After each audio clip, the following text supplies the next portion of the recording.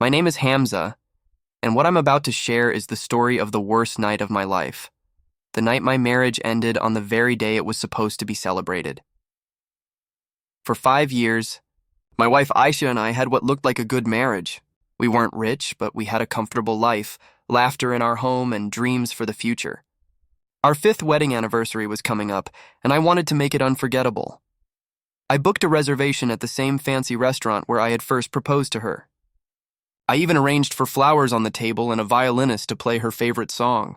It was supposed to be a night of love, nostalgia, and recommitment.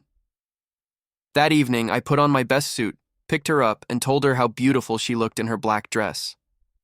She smiled, but her eyes didn't shine the way they used to.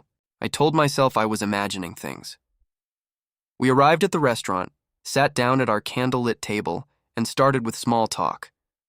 But I noticed she kept glancing at her phone. She was nervous, distracted. I asked, half joking, "Are you waiting for someone more interesting than me?" She laughed it off, but her laughter sounded fake. Halfway through dinner, she excused herself to make a quick call. I didn't think much of it until she didn't come back for 15 minutes. My chest tightened with suspicion. I excused myself and went looking for her. That's when I saw her. Just outside the restaurant, near the parking lot, Ayesha was leaning against a car, kissing another man. It felt like the world stopped spinning. My wife, on our anniversary night, with someone else. My hands shook, my vision blurred. I wanted to scream, to hit him, to demand answers, but I froze. Instead, I pulled out my phone and recorded the scene. Proof. Proof of what I could no longer deny. I walked back into the restaurant, sat down, and waited. A few minutes later, she returned, fixing her lipstick, pretending nothing happened. She smiled at me, as if she hadn't just destroyed my heart, but I stayed calm. Too calm.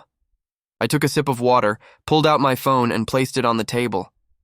"Ayesha," I said softly, "happy anniversary. Here's my gift to you." She frowned, confused. I pressed play. The video of her kissing the other man filled the screen. Her face turned pale, her hands trembling as she whispered, "Hamza, I can explain." I interrupted, my voice steady but cold. "There's nothing left to explain. You just killed 5 years of marriage in one night." The waiter arrived with our anniversary cake, awkwardly placing it on the table as silence filled the air. Ayesha burst into tears, begging me to forgive her, saying it was a mistake, that she didn't mean for it to happen. But the proof was right there, and my heart was already shattered. I stood up, placed a white envelope on the table, and said, "These are divorce papers, signed." I was suspicious for months, but tonight gave me the truth I needed. You don't deserve me, and I don't deserve this pain. The entire restaurant had gone quiet. Strangers stared as my wife sobbed at the table, but I didn't care anymore. I walked out of that restaurant alone, leaving her behind with the cake, the flowers, and the ruins of our marriage. The divorce went through quickly. Ayesha tried calling me, texting me, even showed up at my apartment to beg for another chance. But every time I looked at her, all I could see was that moment outside the restaurant, the moment she chose another man on the night we were supposed to be celebrating us. Months have passed since then. I've rebuilt my life piece by piece, but the scars remain. Nights are quiet, lonely, but at least they're honest. I'd rather be alone than with someone who would betray me in the most cruel and ironic way possible. I sometimes replay that night in my mind, not because I want to, but because it branded itself into me. The night that was supposed to celebrate love instead exposed betrayal. The anniversary that should have been a new chapter instead closed the book forever. People say time heals all wounds. Maybe they're right.